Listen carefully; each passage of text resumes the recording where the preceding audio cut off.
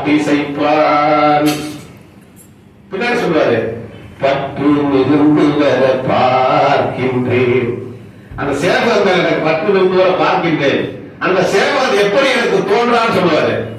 பற்று மிகுந்து வர பார்க்கின்றேன், கண்ணனால் பெற்று வரும் நன்மைகள் பேசி முடியாது. என்னதான் வரலாம் சேவகன்? நண்பனாய், மந்திரியாய், நல்ல ஆசிரியனாய், பண்பிலே தெய்வமாய், பார்வையிலே சேவகனாய், கண்ணன் எங்கிலும் வந்தா. பாட்டு பெரிய பாட்டு. கண்ணன் ஒரு சேவகங்கிற பாட்டு. சேவகன் எப்படிலாம் இருப்பான்னு முதல்ல சொல்லுவாரு.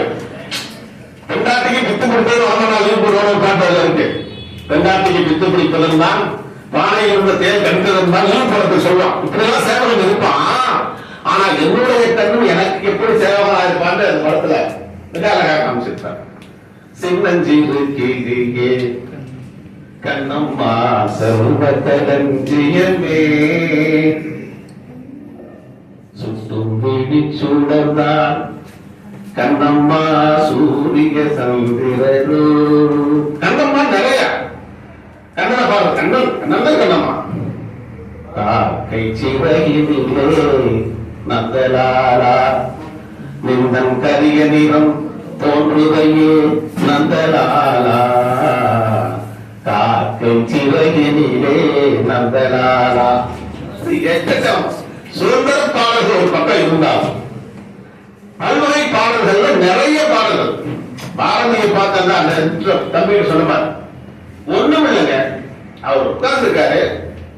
அவர் வீட்டு தாழ்வாரத்துல ஒரு மூங்கில 2 கயிறுகள் தொங்கிக் கொண்டிருக்கிற பழைய கயிறுகள். அந்த 2 கயிறுகளையும் காதலன் காதலியாக பாவித்து 2 கயிறுகள் பேசிக் கொள்வது கூட ஒரு வசன கவிதை எழுதியிருப்பாரு. பாரதி ஒரு கவிதை எடுத்து படிச்சுப்பாரு. அவ்வளவு அற்புதமாக இருக்கு அந்த கவிதை, வசன கவிதை. சொல்லவே வேண்டாம், பாஞ்சாலி சொல்லணும். பெண்மைக்காக போர்க்கொடி தூக்கிய பாரு. எல்லா பாடம் பாஞ்சாலி சொல்லத்தை முழுமையா கேட்டு படிச்சோம்னா அவ்வளவு அற்புதம். வியாக்கியானம் சொல்றவங்க சொல்லுவாங்க, பாஞ்சாலி சபதம் வந்து பாரத போராட்டத்தை வச்சுதான் அவர் எழுதினாரு. சுதந்திர போராட்டத்தை வச்சு கற்பனையா கொடுத்து உண்மை அது அல்ல. பாரதியார் அடிப்படையிலேயே வந்து ஒரு பராசக்தி உபாசகர்.